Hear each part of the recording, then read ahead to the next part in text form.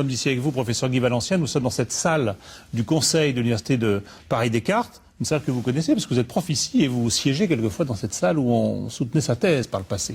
Absolument. C'est aussi la salle où se réunit l'Académie nationale de chirurgie pour sa séance annuelle officielle où on reprend tous les travaux de l'année précédente. Alors vous êtes chirurgien, vous êtes urologue, vous êtes professeur ici, je l'ai dit, vous avez participé au plan Hôpital 2007 et vous avez votre dernier ouvrage, ça s'appelle « La santé n'est pas un droit ». Manifeste pour une autre médecine qui est sorti en 2007. On voit ce reportage, alors je ne vais pas vous dire vous demander de vous prononcer sur Delajou si c'est un bon ou un mauvais chirurgien, nous non plus on ne se prononce pas, on verra bien, il y a une enquête, il va être confronté à Johnny Disciple dès que le chanteur revient en France. Mais on est quand même étonné de voir un pédigré pareil, de voir des choses comme ça qui s'accumulent sans qu'il se passe rien. Il se passe des choses tout de même. Quand regardez, là, il y a une enquête qui est en cours. Je crois qu'il y a une résolution. Enfin, les experts vont rendre leur rapport en juillet. Le médecin en question a été condamné par le Conseil de l'ordre, condamné par la justice. Alors, toute la question est de savoir faut-il se mettre entre les mains d'un homme qui a été condamné. Je fais un métier où la condamnation n'est pas supportable. Je veux dire, quand on déroge, on doit être radié. Il n'y a pas d'histoire, c'est tout ou rien. À ce niveau-là, je pense qu'on ne peut pas continuer à exercer quand on a eu des mêlées avec la justice à ce point. Ah, vous pensez ça? Mais bien sûr, nous sommes un métier de confiance totale. Comment voulez-vous pouvoir l'exercer si vous êtes vous-même suspecte ou si vous avez été condamné? C'est très difficile.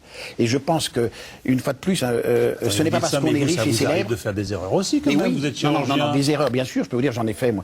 J'ai même fait une erreur. J'ai fait une erreur, j'ai laissé une aiguille dans un ventre. Voilà. Je suis un malade qui avait un cancer bilatéral des reins. Quasiment une faute, quelque chose de très difficile. On peut le considérer à la limite. C'était un assureur en plus. Oui, bon. Quand je m'en suis aperçu, je lui ai dit tout de suite. Et il m'a dit, bon, ok, d'accord, j'ai retiré l'aiguille. Et depuis, on continue à se voir. Il m'a offert un énorme coffret de disques de jazz, parce que je suis un passionné de jazz. Bon, mais quand on fait voilà. des erreurs comme ça, vous vous dites, si on fait vraiment des fautes, on doit être suspendu, on doit être radié. Non, faute et erreur, c'est pas la même chose. Oui. Une erreur, on en fait tous. À partir du moment où vous agissez avec vos mains et avec votre tête, vous faites des erreurs. Vous-même, en fait, sûrement dans les reportages et autres. Nous en faisons. Très rarement, oui, moi aussi. Non, nous en faisons et nous le payons cher parce que quand on a fait une erreur, on est vraiment très mal. Et je sais que le malade l'est encore plus parce que si l'erreur prête à complication, ce qui n'est pas toujours le cas, c'est dramatique. Alors, qu'est-ce qu'il faut faire? Qu'est-ce qu'il faut faire pour que les médecins soient moins soupçonnés, qu'il n'y ait pas ce soupçon autour d'eux, cette suspicion vis-à-vis de leur pratique, pour qu'on les regarde différemment? Je pense qu'il faut que l'on soit, très honnêtement, beaucoup plus ferme vis-à-vis de nous-mêmes à l'intérieur de la profession. Et je dis au Conseil de l'ordre qu'il faut être beaucoup plus sévère sur les manquements que nous pouvons tous avoir. Moi, peut-être un jour le premier, ça m'arrivera peut-être, mais ce n'est pas normal. Je répète, nous sommes un métier d'abord de confiance. Bien sûr technique, mais d'abord de confiance. Donc une discipline interne à l'ordre qui soit plus forte, plus sévère. Mais bien sûr, nous ne devrions même pas aller en justice, ou c'est après. À ce moment-là, la justice passe après, mais l'ordre doit être extrêmement sur ferme. des fautes graves, on va dire. Bien sûr, bien sûr. Pas sur des erreurs au quotidien, mais sur les erreurs au quotidien. Quand un malade arrive à l'hôpital pour quelque chose qu'il croit véniel, même si il y a des interventions, il y a de la chirurgie, et ça c'est toujours dangereux, et qui n'en ressort pas, ou mal, ou amoindri, ou diminué. Alors là, non, attention. Il peut y avoir d'abord des aléas, ce qu'on appelle, c'est-à-dire vous êtes opéré pour quelque chose qui paraît simple et vous sortez avec plein de complications. Il y a des aléas, nous travaillons sur le corps humain, il y a des choses qu'on ne maîtrise pas et on peut avoir ces problèmes. Deuxièmement, vous avez les erreurs possibles, on s'est trompé. Et troisièmement, le niveau vraiment dramatique, c'est la faute. C'est-à-dire que je ne me suis pas déplacé alors qu'on m'appelait d'urgence et le malade est mort. Comme ce sont des choses très différentes. Ou j'ai mal réagi par rapport à une situation sur laquelle j'aurais dû bien agir. Mal réagir et dans l'erreur. On n'est pas dans la faute. Bon, mais vous dites quoi? Vous dites il faut parler davantage aux patients, il faut leur parler plus en vérité, il faut leur dire les choses. Bien sûr. La première chose à faire lorsqu'on a une complication, on a opéré un malade, il y a une complication, parfois même un mort sur table. Le malade ne se réveille pas. La première chose, c'est d'alerter la famille. Il ne faut même pas attendre qu'elle vienne. Quelques heures après, il faut lui téléphoner pour lui dire... Pourquoi les médecins ne font pas forcément ça? Je ne sais pas, mais c'est le b.a.-ba.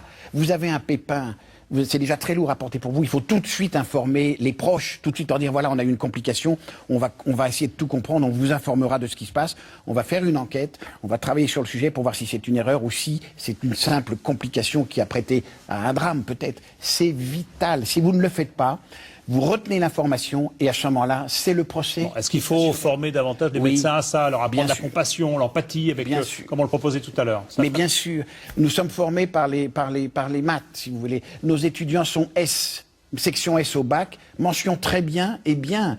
dans cette faculté de médecine, mes externes sont là. Les mentions assez bien, on ne les Vous êtes regarde de même pas. trop grands techniciens scientifiques et pas assez d'humanistes. Pas assez d'humanisme, et je pense qu'il faut vraiment pousser à la relation et à la communication avec les autres. C'est un enseignement. Est-ce que les choses ne sont pas aussi en train de changer du côté des malades eux-mêmes, qui auraient effectivement maintenant, parce que la société est comme ça, parce qu'on est dans un monde consumériste, auraient besoin absolument d'un service impeccable, sans faute, sans problème, sans rien? Mais on ne peut pas leur en vouloir. Toute l'économie humaine va vers plus de sécurité, que ce soit les transports, que ce soit, prenez les voitures, les avions, regardez les voitures d'il y a 40 ans et les voitures d'aujourd'hui, en termes de sécurité, c'est le jour et la nuit. Donc toute l'économie humaine va vers plus de sécurité. La médecine doit le faire aussi, c'est normal. Nous sommes en général bons individuellement, même très bons en France, le niveau est très bon. Mais collectivement, nous travaillons dans une désorganisation des processus de soins qui crée les problèmes. Mais ça veut dire quoi? Vous devez passer à l'ère de l'industriel, à l'ère de rationaliser vos processus, oui, comme on l'a fait dans l'aviation civile, on le disait tout à l'heure? Exactement. Il faut aller à cette étape-là. C'est pourquoi nous avons créé, du reste avec le Conseil national de la chirurgie et la Haute Autorité de Santé, la checklist opératoire, qui décline un certain nombre. On l'a vu dans un reportage précédent. Voilà, on dit, est-ce bien le malade? Est-ce le bon côté? Est-ce le bon doigt pour une main ou la bonne vertèbre? Et si on n'est pas sûr, on s'arrête. Tout ça n'existait pas avant. Non. Et c'était une source d'erreur. On le faisait, mais pas de façon systématique et je dirais opposable. Aujourd'hui, c'est obligatoire. Et c'est bien.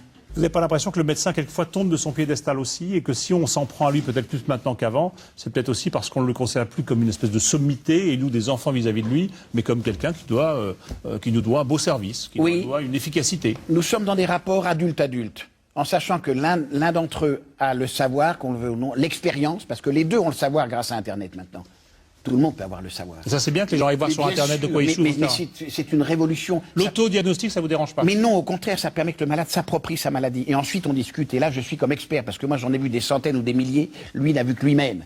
Et c'est là on peut lui être utile. Ça veut dire qu'il faut accepter de se mettre au niveau du malade, Totalement. et de parler d'homme à homme, et qu'il n'y a pas de danger pour le médecin à vivre cette relation-là. Non, c'est même le plus beau du métier. C'est la seule valeur ajoutée de mon métier. C'est la discussion, la technique. Tout le monde peut le faire. En 5 ans, je vous forme un chirurgien. En 5 ans. Mais le médecin, c'est plus long parce qu'il y a tout cet apprentissage de la compassion et de l'échange. Ça reste la vraie valeur ajoutée du médecin. Merci, professeur Guy Balancien. Merci.